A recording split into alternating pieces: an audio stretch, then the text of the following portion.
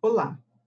Um projeto de lei em tramitação na Câmara suspende a prescrição de penas e também de prazo para denunciar crimes enquanto durar um período de calamidade pública, que seja decorrente de surto, pandemia, epidemia ou outra questão de saúde pública. A proposta altera o Código Penal e é de autoria do deputado Guilherme Derrite, do PP de São Paulo. É com ele que eu converso nesta edição do Palavra Aberta. Bem-vindo, deputado Guilherme.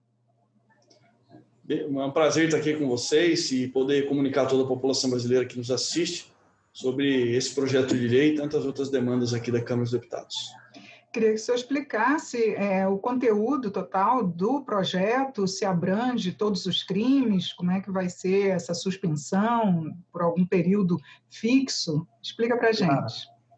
Sim. Esse projeto de lei, eu queria só contextualizar os motivos que me levaram a idealizar esse projeto de lei. Com o surto aí da pandemia do Covid-19, e alguns fatos ocorreram no Brasil. Entre eles eu destaco a interrupção das audiências do Poder Judiciário, aquelas audiências em que o juiz chamava o réu que estava sendo acusado, seja ele preso ou respondendo em liberdade, policiais que realizaram a prisão, vítimas, testemunhas. As audiências do Poder Judiciário, elas chegaram a quase zero. E agora, depois de um certo tempo, que elas começaram a retomar algumas poucas audiências de maneira virtual, mas um índice assim, um percentual bem baixo. Aliado a esse fato, nós tivemos uma resolução número 62 do CNJ, que é o Conselho Nacional de Justiça, que deu uma interpretação, abriu um leque de interpretação para que fossem revistas o cumprimento da pena dos presos no Brasil, ou seja, para que reavaliassem as penas com o argumento da possível contaminação dos presos, flexibilizando, orientando a flexibilizar para prisões domiciliares em detrimento das prisões preventivas, temporárias, as prisões provisórias, né? Em virtude disso, e como nossa legislação ela é muito benevolente com o criminoso, e isso eu falo com a experiência de um policial aí que atuou 16 anos na Polícia Militar de São Paulo, eu sou o capitão da Polícia Militar do Estado de São Paulo, trabalhei na Rota por muitos anos, que é a nossa tropa de elite. Eu vi assim, uma maneira de contrapor e de que o criminoso que cometeu o crime, ou que está respondendo, mas que ainda não transitou em julgado, ou seja, que é o período que pode haver a prescrição, segundo o nosso Código Penal, né, no artigo 116, para que ele não seja beneficiado ainda mais, porque o criminoso no Brasil tem muitos benefícios na legislação, mas por isso eu apresentei esse projeto de lei, 2684, que na verdade ele suspende o prazo prescricional no período da pandemia. Por quê? Por esses motivos que eu falei, por conta da resolução do CNJ já ter flexibilizado a questão dos presos para prisões domiciliares, pelo fato das audiências, principalmente do Poder Judiciário, elas estarem ocorrendo, elas tiveram uma queda abrupta na quantidade e agora, depois de um certo tempo, de alguns meses, que começaram a retomar de maneira não presencial, ou seja, virtual. Então, em virtude disso, nada mais justo, é um projeto que vai beneficiar a sociedade, porque quem cometeu o crime, ele tem que pagar para a sociedade, esse é o objetivo desse projeto de lei, para que o prazo de prescrição seja contado durante esse período.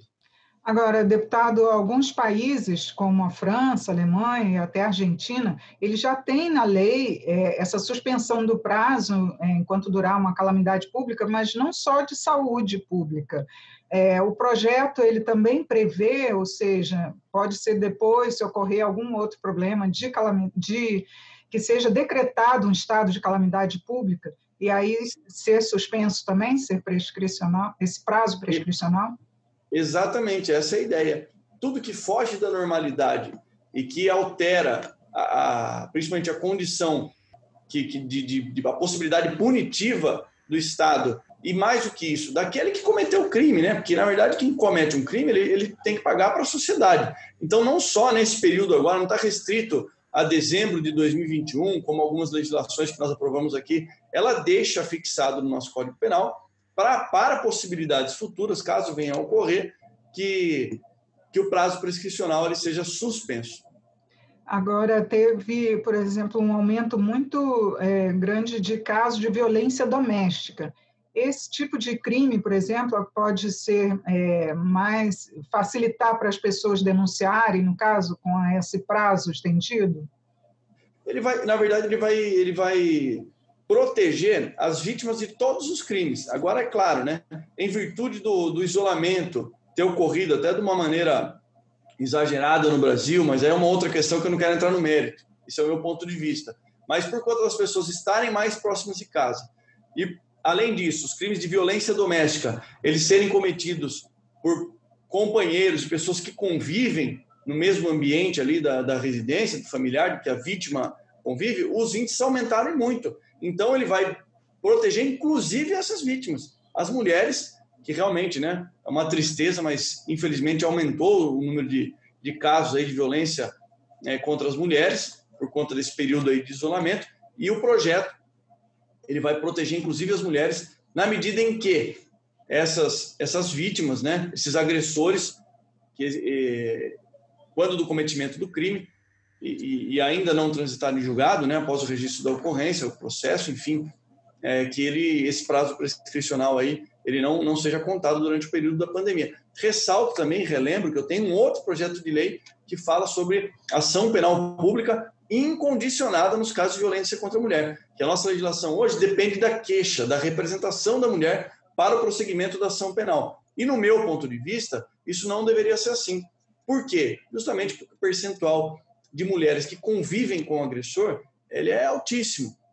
Então, nada mais justo que o próprio Estado tomar as rédeas, tira da condição da mulher querer prosseguir com a ação, porque a mulher ela é vítima, ela já sofreu uma agressão, ela se sente ali presa, nós sabemos disso. Então, nada mais justo que o Estado tomar as rédeas dessa ação, prosseguir e punir esse crime tão bárbaro que assola, infelizmente, a humanidade de forma geral, mas principalmente o nosso Brasil. E nós temos que proteger as nossas mulheres. Com certeza, deputado. Uma última pergunta é quanto à tramitação na Câmara. Esse projeto é recém-apresentado, mas tem muitos projetos que estão em tramitação. Quais as chances dele já ser colocado em pauta no plenário? Olha, isso é uma grande dificuldade, principalmente para nós, parlamentares, que somos da segurança, viemos, né, oriundos das forças de segurança pública. Eu tenho inúmeros projetos que melhorariam, de fato, a segurança pública do Brasil. Mas aqui nós encontramos, ainda hoje, 2020, encontramos uma grande dificuldade na tramitação, uma grande dificuldade no entendimento dos demais parlamentares que não conhecem a segurança pública. E, nesse sentido, o fato de estarmos trabalhando de maneira online acaba prejudicando um pouco. As comissões facilitavam bastante.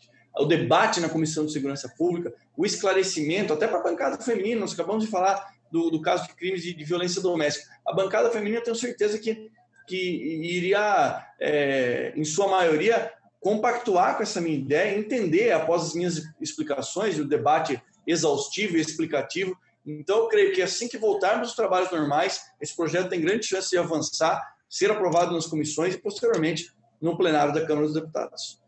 Tá ótimo, deputado. Muito obrigada pelos seus esclarecimentos aqui no programa da sua proposta apresentada. Eu que agradeço, foi um prazer estar aqui com vocês. Eu agradeço também a você que acompanha Palavra Aberta pela rádio e pela TV Câmara. Até a próxima.